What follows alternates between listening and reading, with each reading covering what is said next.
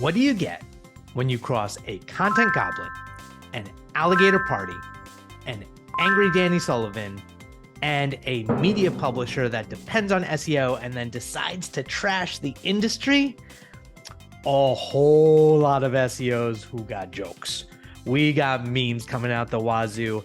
And you know what? It's been 3 months since I've done my last SEO Weekly. Frankly, I'm changing the name to the SEO Quarterly. No, but I've missed y'all. I've been busy working with clients, and now we are back, and so much has happened. We're talking 3 major algo updates. We've talked a whole bunch of fluctuations and changes in the SERPs and some great content. I know I'm going to miss some, but I'm going to try to cover the big points, and as much as I can, please stay along for the ride. The SEO Weekly is back.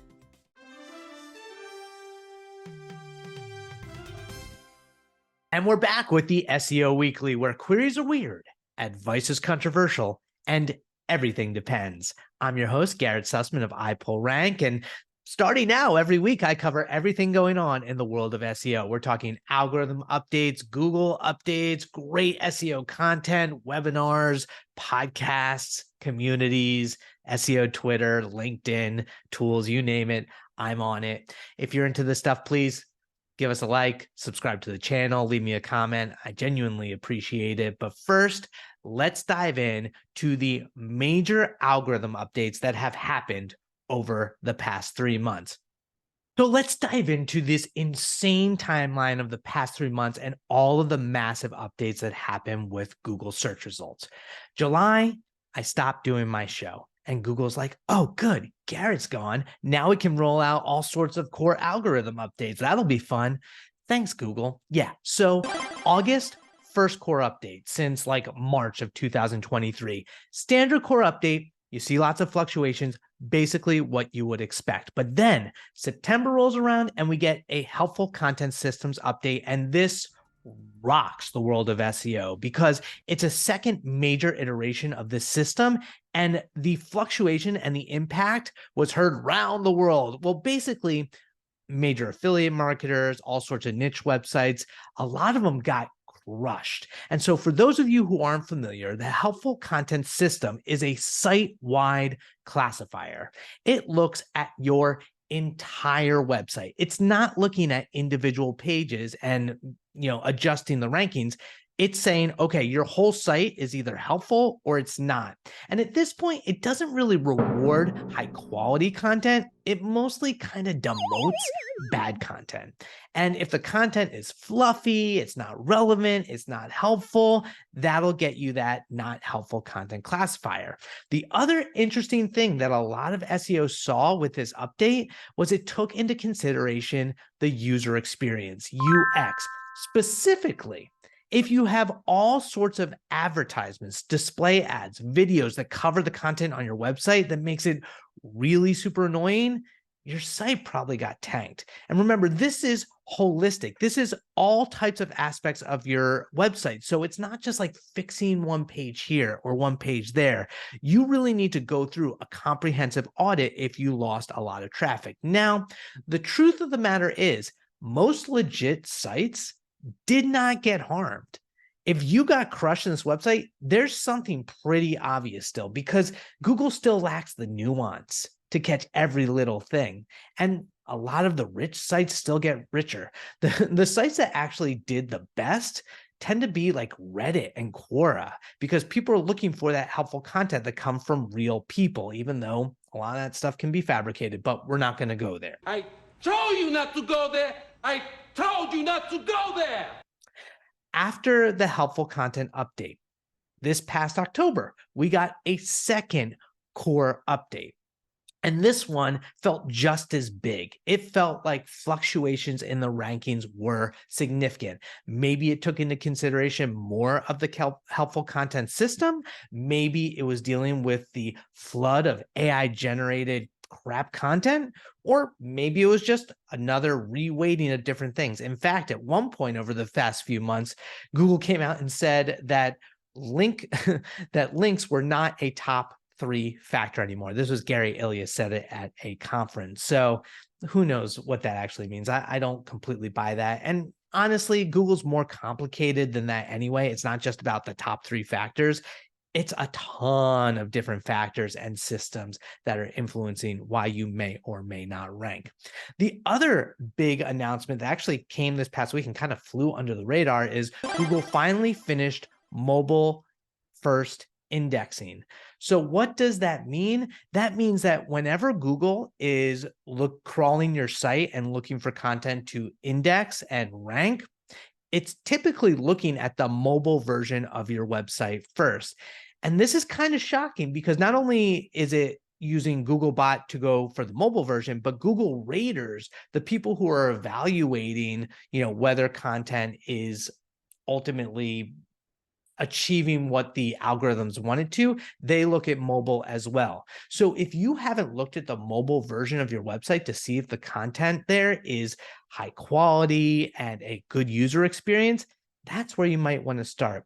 In fact, Cyrus Shepard of Zippy, actually they rebranded recently, but Cyrus Shepard, who actually went through the process of becoming a Google quality rater, and it's not an easy process, he shared in the past few months. He said to people on Twitter, to X, he said, hey, reach out, let me know what your site is. If you got hit by the helpful content update, I'll take a look and let you know and give you feedback. And he said a lot of what people were seeing was based on those ads, and they're not taking into consideration the mobile first aspect of things. One last thing to note with the mobile first, which is hilarious, is our own Michael King of iPullRank called out that this was a big deal about 2 years ago and was paying attention to it. It just took Google a long time to actually get to this point of mobile first indexing, like almost 5 years later. And yet here we are. So major algorithm updates. Another great article in terms of the core update and the helpful content update was produced by Glenn Gabe. He breaks down all of these site-wide classifier aspects and how you have to think about Google and your website holistically, as I mentioned. Definitely check that out. There was another subtle but really important update that actually happened back in July. And this was called out by Jason Barnard on Search Engine Land, all about Google's knowledge graph. So as we talk about Google's focus on EEAT and helpful content, remember, EEAT, experience, expertise, authoritativeness, and trustworthiness are signals that Google looks for to identify how valuable and helpful and honest and trustworthy your content is. It's not a ranking factor, but it's a signal. It's something that can help Google understand where you stand in terms of authority in the grand scheme of the internet. The knowledge graph, apparently, according to Jason in July, got one of its biggest updates ever. And the focus was on people, specifically subtitles. Now, historically, the knowledge graph has depended a ton on a lot of manual curation using reliable sites like Wikipedia and IMDb. But now Google is becoming more AI and semantically driven and not just dependent on specific websites. Jason thinks this is a big deal. It's impacting the way that Google understands people as entities. He thinks that the next update will be around corporations. But ultimately, if you are focusing on building up your authority, both as an author, an editor, a corporation, an entity, pay attention to how you can do this based on the knowledge graph and making sure that content about you across the internet is updated and accurate. And always, I hate to say it, to be like a little bit of a narcissist, but Google yourself. Find out what Google understands about you and make sure that you use some of that structured data on your core website that identifies who you are, and have that information so Google can say, okay, this is the real person. Interesting, subtle update that not a ton of people are talking about, but you should be paying attention to your knowledge graph, because LLMs, knowledge graph, AI, all working together behind the scenes. So in addition to all of these big algorithm updates, there have been a lot of major changes to the SERPs over the past few months as well. For instance, we are no longer seeing indented search results. So sometimes when there are two relevant articles from the same website, you'd see an indent. Not anymore. How-to content that was looking all nice with rich snippets, basically focusing on steps for how-to content, that's not showing up in the SERPs anymore. Same with FAQ content was pretty much dropping out of the SERPs. So all of these things that you use for structured data and schema to get these rich visibility, we're losing that from the SERPs, surprisingly. That said, structured data and schema is still super important. A couple of months ago, I had an excellent rankable podcast episode with Dave Ojeda talking all about structured data. In fact, here's a clip for him talking about how it's important beyond rich snippets. Schema markup is two sides of the coin. You know, what is it? It's your rich results, which is all the bells and whistles, your rating stars, used to be FAQs, how-tos, everything else like that. So those are something which give you, a real ROI that you could speak to. Now, on the other side is going to be your entity understanding. So the key with schema markup, in a nutshell, it's schema markup provides the ability to describe an entity or entity which exists on a page, how they relate to each other, how they relate to other entities within the site, how they relate to the internet as a whole. And usually that is through like external vocabulary such as Wikidata, Wikipedia, where you use that to hone in on that major schema class. So, it's both. Now, as we know, as marketers and, working with clients is selling the rich results, the ROI, it's a lot easier than doing entity relationships. But I will tell you, over the last 2 years, there has been a change in terms of even the clients coming to me and some of the bigger clients, e-commerce and some of the big brands that come to me. They're like, Dave, we know how to do rich results. We're doing it. We got a team, but it's like, we don't think that we're really pulling together our entity relationships correctly. And we need you to come and do an audit. Give us some insight to how we can do that and really pull everything together, because we feel and we see a need, and by the conversations going on with Google, that this is the time to do that. Or, we needed to do that 6 months ago, a year. What do we need to do to get ramped up? But the other big thing that actually happened over the past week was that Google announced there was a bug from the October core update that affected Discover traffic. Now, Discover is this weird ancillary sort of complement to SEO. For those of you who aren't familiar, if you have the Google app on your phone, Discover is a way for Google to serve up content just based on your interests and your affinities. If you follow specific publishers, or if you've shown interest based on user behavior, when you're on your phone and you go to the Discover, basically the feed of just content thrown up by Google, it can actually generate a ton of traffic for publishers. We're talking millions of clicks. However, it's super unpredictable. It's really hard to optimize for Discover. Now, there was a glitch from the core update that happened over the past 3 weeks or so that media publishers were losing a ton of Discover traffic, and that's super problematic. Yes, you can't necessarily rely on that traffic, but also just not being eligible for it because of a bug can really hurt your business's bottom line. Now, fortunately, last week, there was a really great article put out by Lily Ray on Moz. She's been obsessed with Discover traffic over the past few years, has done a ton of research on it, and she provided a guide on what you can do to give yourself the best opportunity to show up in Discover. She points out things like image quality and technical content, just the freshness, because, Discover content doesn't stay for a long time. It's usually just a few days. And she points out reasons that you might not be seeing yourself show up, whether you don't have family-friendly content. Dude, put that thing away. They're like children here. Other issues. It's a really great article that breaks down what you need to consider to ensure that your content can go viral on Discover. So for those of you who've watched the show before, you know my obsession on the intersection between AI and SEO, and you're probably wondering, why has Garrett not covered this yet? Well, here we are. Thank you for your patience.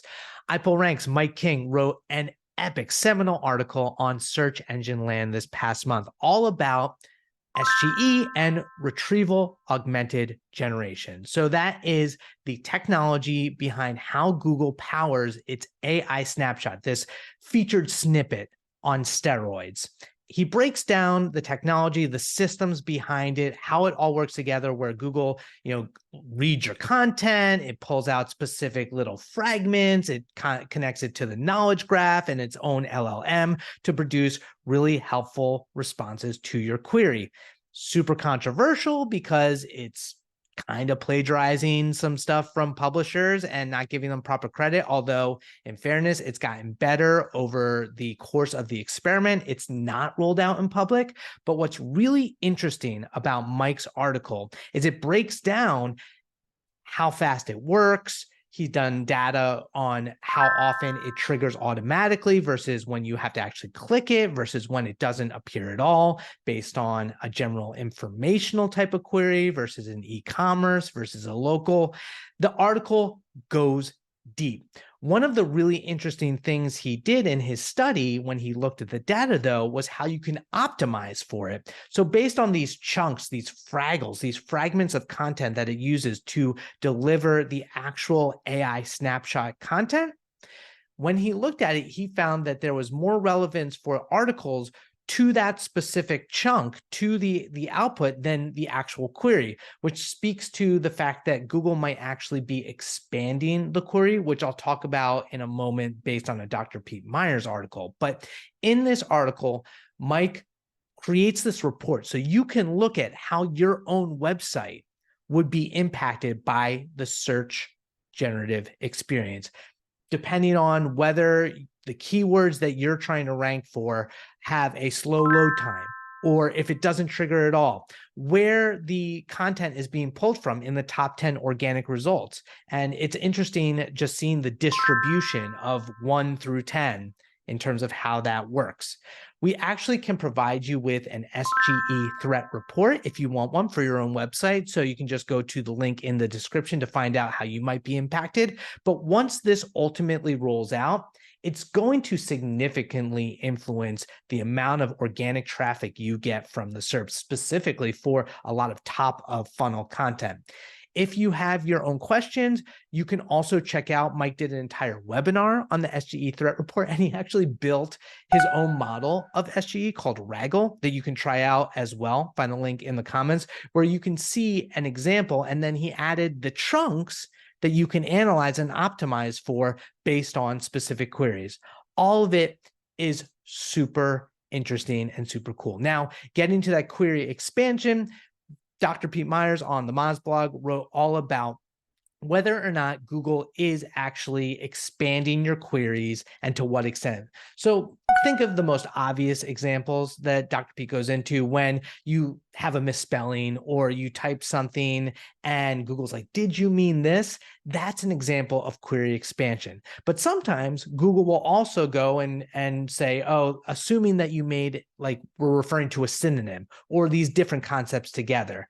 He breaks down the data to see how that might impact the search results and how SEOs need to think about it when it comes to the types of queries they're targeting and how Google is looking at it. That's why you always really do need to go back to the actual search results for the query, that the keyword that you're trying to rank for, and see what the results are. That'll impact the strategy and how you want to kind of shape your content to best match the search intent that Google thinks the user is trying to achieve. Fascinating stuff, right? Okay. Because there's so much to cover, I may have buried the lead, which is an article that came out this past week by The Verge called "The People Who Ruin the Internet." It was written by Amanda Chicago Lewis, and it has, to put it lightly, really triggered the entire SEO industry, or at least SEO Twitter. I'm not going to lie. Inspired piece of writing. This 10,000 word article is meme worthy to the nth degree. Basically, it's a hit piece on how SEOs manipulate algorithms, get super rich doing it, and make the internet worthless. So, to set the stage of why it's such a meme-worthy article is the whole premise that Amanda wrote about is that she bought a plane ticket to go to a rooftop party in Florida where a bunch of SEOs were going to get together and reveal their secret tips and tricks while also releasing a 10-foot alligator. Hence, this past week, all over X, Twitter, we've seen the trending hashtag alligator party. In fact, and I quote, she said that there would be a bunch of megalomaniacal jerks were degrading our collective sense of reality because they wanted to buy Lamborghinis and prove they could vanquish the almighty algorithm. And from her estimation, and I quote, so who ends up with a career in SEO? The stereotype is that of a hustler, a content goblin willing to eschew rules, morals, and good taste in exchange for eyeballs and mountains of cash. A nihilist in it for the thrills, a prankster gleeful about getting away with something. This is modern day pirate shit as close as you can get. So as you can see, the writing is fantastic. She interviews all sorts of different SEOs across the internet, the industry, including Dwayne Forrester, who's been with Yext, and Lily Ray, who mentioned before. She even got in touch with search liaison Danny Sullivan. And the problem with this in retrospect, as you hear from the people who were interviewed, is Amanda kind of took a lot of what they were saying and manipulated it to serve her narrative. For instance, Lily Ray mentioned a ton about women in tech SEO and all the high quality people there didn't get a mention. Dwayne Forrester came out looking okay, but Danny Sullivan was portrayed as angry and hard to get in touch with and defensive and lying, that the era of him being a spokesperson for Google is way worse than Matt Cutts, who did it previously. It's so bad to the extent that Danny actually needed to write a response to the article kind of defending everything that happened, and it's compelling. And based on what everyone else says, it makes sense. So ultimately, I get a lot of the narrative of what Amanda was saying. In fact, the SEO editor over at the Surge, at the Verge, Nilay Patel, was very defensive in the comments. Don't read the comments on the Verge. That is an absolute dumpster fire of people going back and forth. Amanda makes great points. There are valid criticisms of search results and Google and the way that people depend on these algorithms and the rankings to generate traffic for their sites. And there are a lot of bad players out there that are trying to manipulate the rankings with black hat SEO tactics. Well, I'll be damned, Dolores. Tactics that are shady and, trying to get better rankings despite crap content. Ultimately, though, it totally ignores the good side of the industry, the good people who are trying to provide quality content, who call out the spammers and the manipulators and the black hatters and the bad faith parties. SEO is really hard. It's really complicated.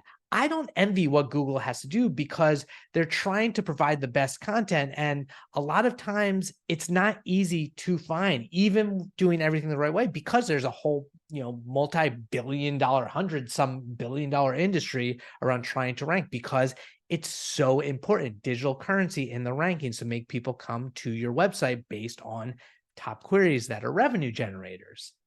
It makes sense why there was so much vitriol in response to this article, because it was really harsh. It was hilarious and it was well written, but it was harsh. And it wasn't the real shame and the real risk of an article like that is there's already a bad reputation in the SEO industry for being snake oil salesmen. And that's not the majority of us. I mean, it feels defensive because you feel attacked, but for the average business owner who doesn't understand the value of SEO, something like that is a major disservice, because they might not invest in putting the best content out there. They might not try to improve their website. They might not hire a reputable SEO agency or an SEO consultant or even an in-house SEO, and hurt themselves in the long run, because organic search traffic is such a valuable source of traffic for the majority of websites. Anyway, that's my rant. That's my take. Keep your eyes peeled for some of the hilarious memes that are going around SEO on SEO X, Twitter, and LinkedIn as a result of this. Lots of AI generated alligator parties. I've done my fair share as well. Here are some of the best hits that I've seen. There's one. Oh, that's funny. Oh, that's good too. Yeah. So yeah, generate an AI alligator party. Definitely we'll share it. Oh, and one more thing about the Verge article. I'm not bitter. SEOs aren't bitter, but Gianluca Fiorelli put out a great article in response right after, just kind of calling out how dependent the Verge is as a media publisher on organic traffic and SEO, and how the article not only was it clickbait and did a great job of pissing off the SEO industry and Google, but also managed to optimize for SEO and drive a ton of traffic. It's all kind of called out in John Luca's post, so definitely check that out. It's a little icing on the cake, but I get it. I mean, it is a smart marketing play. Sometimes when you create a lot of, confrontation and volatile opinions and polarizing topics, you kind of win the game if you get people into it. When you lose, you win, and when you win, sort of thing. Anyway, enough about that. In addition to the SEO Weekly being back, I also have a brand new episode of the Rankable podcast for you to check out. We recorded with Britney Muller this past week of Data Sci 101. She was data scientist at Moz and Hugging Face, and now she's out educating the world on large language models, my passion, AI, all that jazz. Such a good conversation all around the ethical considerations around LLMs. Actually, she had a lot to say when it comes to the data sets that are chosen to train these LLMs on and why it's so important. Actually, you know what? Let her explain it. There's no download all button for the internet. There are people behind these systems that are making decisions about which parts of the internet should go into the model, and they're not being documented. They're not being transparent about what those things look like. And there's, quite frankly, very little data governance around that part. And that's everything, right? Diving into the data set that these models are trained on teaches you so much about the beliefs, the biases, systemic things. I mean, it really can help you just kind of uncover what those issues are so that you're aware of it. Right? Every data set is biased. Absolutely. We're all biased. But there are ways to go about this in a way that's safer in terms of implementation. And this also assumes that all knowledge is text-based, which we know is not true. And you look at the top websites and something as openly available as something as the C4, the clean crawl. And you look at the top sites and it's I actually have it up. It's patents.google.com is massive. And then the next one is Wikipedia. Those seem like safe sites, right? Where you're oh, that should be a good place for a model to learn some things from. And then you look at the self-reported contributor to Wikipedia data set or information survey. It's almost all men, 86% men edit and contribute to Wikipedia. Average age of 27, has higher education, are single and no kids. That's not representative. There's a lot of reasons why there's a total lack of big parts of Black history on Wikipedia because it hasn't been covered, right? The editors don't have a diverse enough perspective to even bring some of this stuff to the table. And I think that's the scary bit to me is this is a symptom of a much larger problem. So there you have it. Check out the whole episode with Britney and I talking all about these ethical considerations. Really interesting conversation. We've got more episodes coming up throughout the rest of the year. I am super hyped. Also, on November 16th at 12 p.m., I am doing a webinar with our Director of Content Strategy, Amanda Milligan. It's all about authority and efficiency, how to decide between subject matter expertise and AI for creating different types of content. It's a content, SEO, and AI all wrapped into one webinar. It's going to be so much fun. And finally, November 6th, we are having our deadline for what are your predictions for the future of AI? Last couple of years, we did this really fun, boring SEO predictions roundup with people all across the industry. This year, we're focusing more on AI. What are your completely out of the box predictions? Do you think AI is going to take over? Do you think we're going to have something like her where you can just like have this personalized AI just for yourself in the next year? Let us know. There's a link to the form and your predictions in the comments. Other than that, that's it. My name is Garrett Sussman of iPullRank. I've missed you guys. I've missed doing this. I hope you found this valuable. Please, if you enjoy this content, subscribe to the channel. Give us a like. Leave me a comment. Let me know what you think. What was the biggest thing that I missed in the last 3 months in your opinion? And like I said, if you want to check out any of the AI prompt content for generative AI over on the AI PRM channel, put together a whole bunch of videos over there, a couple of webinars. It's been a lot of fun. Got more SEO Weekly coming to you in the next few weeks. Have a good one.